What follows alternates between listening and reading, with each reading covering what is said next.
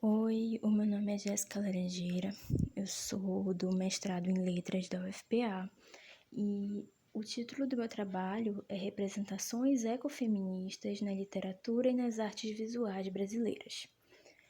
Antes de falar sobre as obras escolhidas, apesar desse título ser bastante amplo, eu escolhi poucas obras, muito por conta do tempo também, eu preciso falar sobre o ecofeminismo de fato, né? O que é o ecofeminismo? Bem, o ecofeminismo, também conhecido como feminismo ecológico, ele é uma vertente que faz uma relação entre mulheres e natureza, como dois espaços, né, corpóreos, físicos, de exploração reprodutiva, de explorações de várias formas, na verdade, que acabam dando margem a muitas discussões importantes de uma forma muito mais profunda, como a violência no campo, como a expansão do agronegócio, que é algo, inclusive, muito criticado por uma importante ecofeminista da Índia, a Vandana Shiva. Ela é filósofa, física, e fala sobre as monoculturas da mente, fazendo toda uma relação das plantações, né, das monoculturas, como de soja, milho transgênico, que ficam uniformizando as potencialidades do solo e dizimando as diversidades possíveis nas sementes nativas, né, deixando o solo ainda mais empobrecido.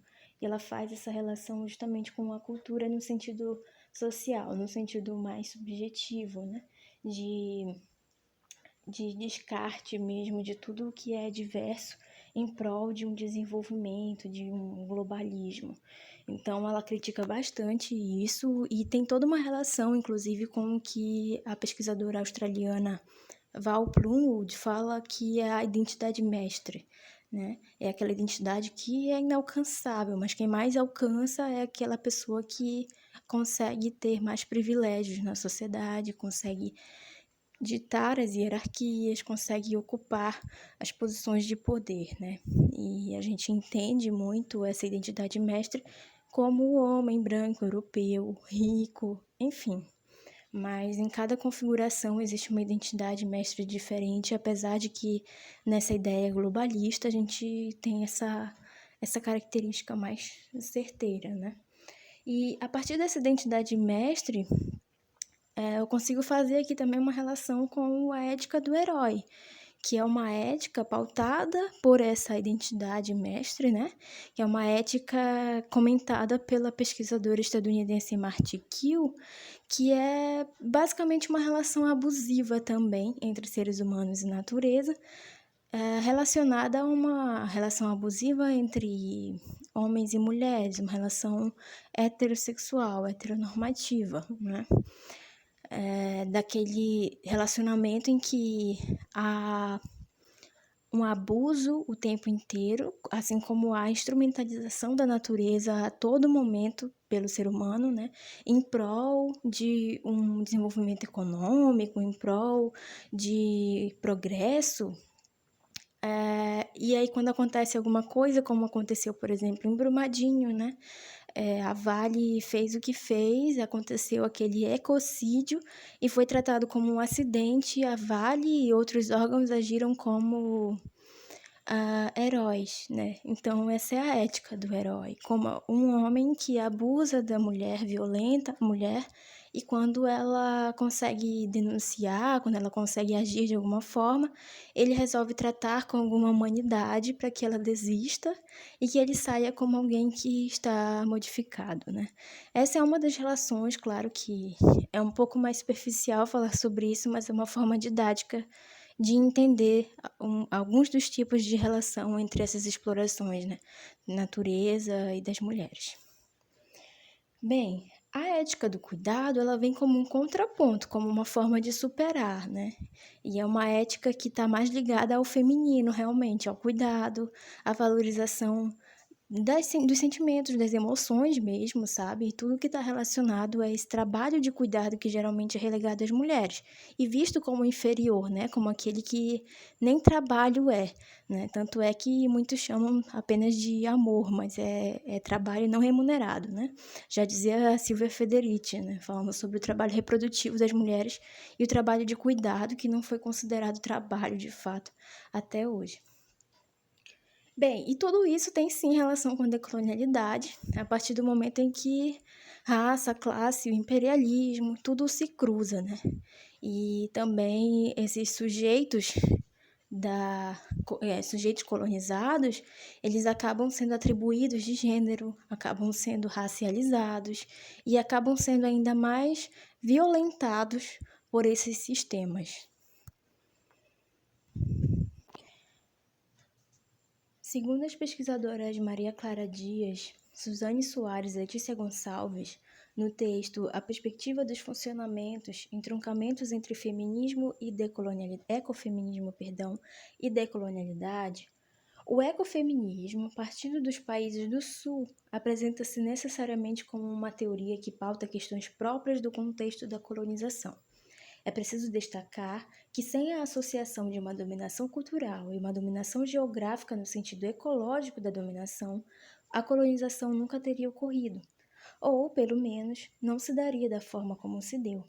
Com isto, queremos dizer que o ecofeminismo e o feminismo decolonial são, apesar de originados em pontos diferentes do globo, associáveis por meio de uma percepção de que a colonização não funciona sem a exploração da natureza, e a exploração da natureza não funciona sem a colonização dos povos que habitam determinadas regiões. Bem, a partir disso já consigo falar um pouco mais sobre as obras que analisei brevemente e apresento aqui duas fotos, né, das artistas, a Ana Maria Machado e a Marcela Cantuária. Primeiro vou apresentar um pouquinho sobre Tropical Sol da Liberdade e trago duas citações específicas, porque apesar de o romance todo tratar muito sobre a natureza e ter muitos trechos sobre isso, mas esses dois em específico, um específico da Amália, que é a mãe da protagonista, e o outro da Lena, tem muita relação também, não apenas com o contexto mais histórico, mas com o que está subjetivo, com o interno, uma coisa mais íntima. E isso é muito interessante para essa perspectiva mais feminina em geral. Não que isso seja a única perspectiva feminina, mas como é muito marcante, é interessante trazer justamente esses trechos, né?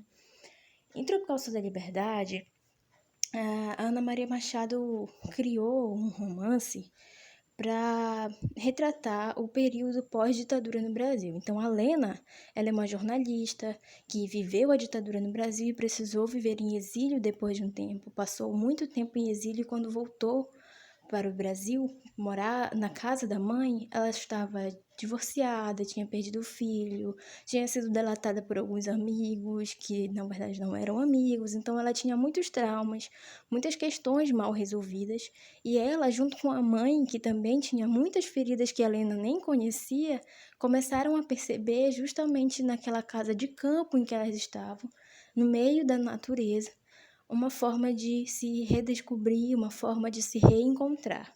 Então, esse primeiro trecho tem a ver com uma reflexão da Amália, a mãe da Lena. É claro que o espaço brasileiro também fazia parte de sua existência. A natureza, a língua comum, as festas, os costumes, a cultura compartilhada, as lembranças infantis. Mas não conseguia deixar de sentir que havia uma espécie de maldição que condenava sua vida a se entrelaçar de tal maneira com os acontecimentos políticos que não podia pensar neles como algo exterior a ela. Tudo vinha de dentro, como os filhos de seu útero. Maldição ou bênção, sabe-se lá o quê, mais mátria do que pátria. Afinal, tudo parindo e sendo parido das mesmas entranhas, como se o Brasil fosse ao mesmo tempo filho e mãe dela. Mulher brotadora das pernas abertas da história, e por sua vez concebendo o futuro do país dentro de seu ventre. Sequência fêmea e fértil, de dor, sangue e leite. Esse outro trecho diz respeito a Lena, a protagonista, que olhando a exuberância de uma árvore que ela viu crescer, que era uma árvore pequena quando ela também era criança, olhando toda aquela exuberância, toda aquela grandeza, ela começa a pensar dos ciclos da natureza, na forma que a natureza acaba não morrendo, mas se reciclando, se fazendo existir novamente. E isso dava força para ela, né? É um momento muito simbólico. E o narrador denuncia, né, o pensamento da Lena. Quem sabe um dia a mulher conseguiria aprender com a árvore a livrar das folhas caducas de quando em quando e ir buscar lá dentro do peito a gana de nascer de novo para começar, outro ciclo. Quem sabe, e se alguma amendoeira pudesse lhe ensinar isso, na certa seria essa, sua tão velha conhecida. Esses dois trechos, apesar de eles não conseguirem, claro, né, dar conta de toda a complexidade desse romance, eles são muito interessantes para pensar justamente esses pontos de identificação das mulheres com a natureza. Porque ainda que isso muitas vezes acabe recaindo num lado um pouco mais essencialista, né?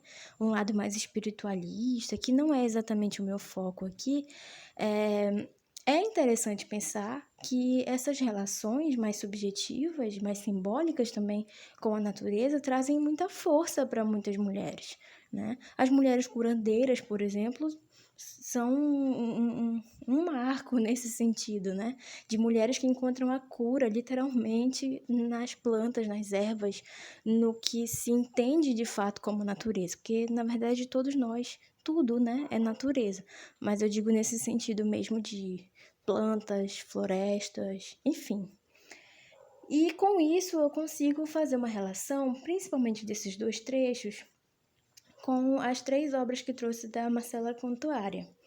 A primeira obra é Fantasmas da Esperança, mas eu não vou simplesmente comentar, eu preferi ler uns trechos de onde eu tirei as obras, justamente, que é do livro Perspectivas Decoloniais, né, o pensamento feminista hoje, Perspectivas Decoloniais, organizado pela Silvia Buarque, Silvia não, perdão, gente, sempre me confundo com o nome dela.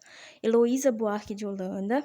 É um livro muito bom, uma coletânea de várias pensadoras, né, do feminismo decolonial, e no final do livro tem obras, né, da Marcela Cantuária, e acompanha alguns textos que eu preferi ler do que deixar nos slides, justamente para que pudessem acompanhar apenas a imagem enquanto vão ouvindo, né, a minha voz aqui sobre as pinturas.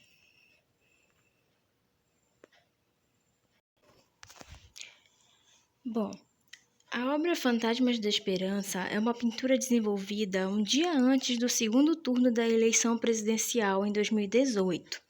Contempla a perspectiva de tempos políticos sombrios, narrando o avesso da história oficial. Para a frente da cena, a artista traz pessoas em clandestinidade, desaparecidos, mortos e torturados durante as ditaduras civil-militares na América Latina. A composição da obra obedece ao formato da bandeira do Brasil, tendo a cor verde substituída pelo vermelho, uma vez que o significado de Brasil, do tupi-guarani, é vermelho feito brasa.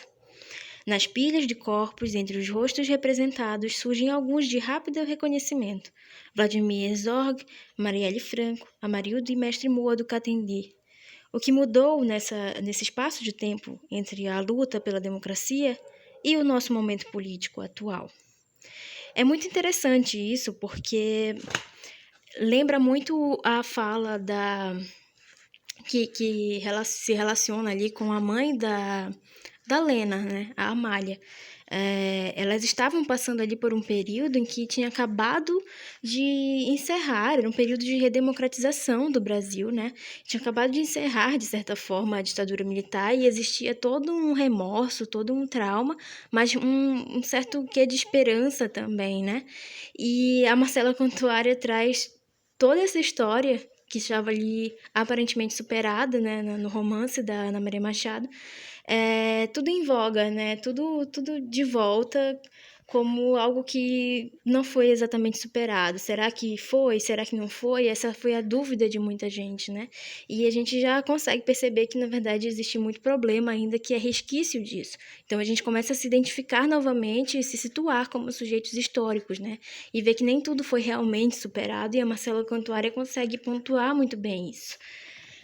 Outra obra é a Ruana Azurduy, que o texto aqui sobre essa obra também é bastante interessante,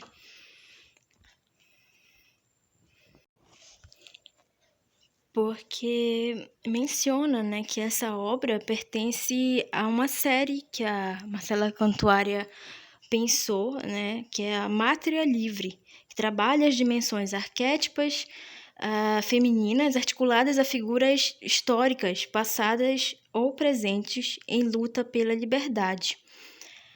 Arquetípicas, perdão, não é arquétipas. A Marcela Cantuária, ela pesquisou, né, essa história numa galeria de mulheres guerreiras e tudo. Então, isso é muito interessante porque ela traz justamente a história da Ruana Azurduy, né, que, como diz aqui, é uma mulher de origem boliviana indígena, que se destacou como líder na luta pela independência da América Espanhola. Sua história tem episódios marcantes, como o fato de ter dado à luz no campo de batalha e depois do parto prosseguir em luta. Nessa pintura de grandes proporções, vemos o histórico parto em solo latino-americano, representado pelo mapa que ocupa de ponta a ponta a parte inferior da obra. Logo atrás da protagonista, há uma trincheira de guerra, onde guerrilheiras curdas dão assistência ao parto, numa tentativa de articular os tempos históricos das lutas pela independência com as guerrilhas curdas atuais do sul da Síria. E é muito interessante, né, observar tudo isso, perceber que é justamente aquele momento de parir, e parir também a história, que está muito relacionado também com o pensamento da mãe da Lena naquele trecho de Tropical Sol da Liberdade, né? E a outra obra que é muito interessante também é Banho de Sangue, que já tem toda uma relação com o trecho relacionado à própria Helena, de observar a árvore e os ciclos, né? Aqui no texto, no livro, diz: Banho de Sangue é uma composição, né, em que vemos a violação do corpo da mulher retratada com o mesmo vermelho que se reflete no céu, sintoma de queimadas ambientais em meio a um possível massacre. A mulher resiste de joelhos não à toa, apenas sinaliza as possibilidades reais de resistência. E aí vem uma fala aqui da própria Marcela Cantuária, que é muito interessante, em que ela diz que Banho de Sangue foi feita durante a semana que antecedeu a eleição de Bolsonaro. Eu estava muito nervosa e produzi incessantemente. Foi nessa semana que pintei a bandeira do Brasil de 5 metros. Foi um momento de raiva, pensando na natureza sangrando, mas ao mesmo tempo com a preocupação de não ficar só na denúncia. A figura feminina ajoelhada e ferida, mas não morta, dentro de uma floresta. Não fala mais da floresta como paisagem vista de fora, e sim como um lugar de abrigo, refúgio. Isso remete muito ao abrigo, refúgio que a Lena tentou encontrar também naquele período. Então, essas comparações fazem com que a gente perceba que o tempo passa, mas muitos problemas continuam sendo os mesmos, que as formas de resistir também vão mudando, mas os sentimentos continuam sendo os mesmos, os sentimentos que dão partida a essas necessidades de mudança. Bem, essas são as minhas referências. Eu agradeço a atenção, não poderia me estender muito, né? Então eu fiz algumas comparações, acho que no trabalho completo consegui explicar melhor alguns pontos, mas espero que eu tenha feito uma apresentação satisfatória e agradeço muito a atenção.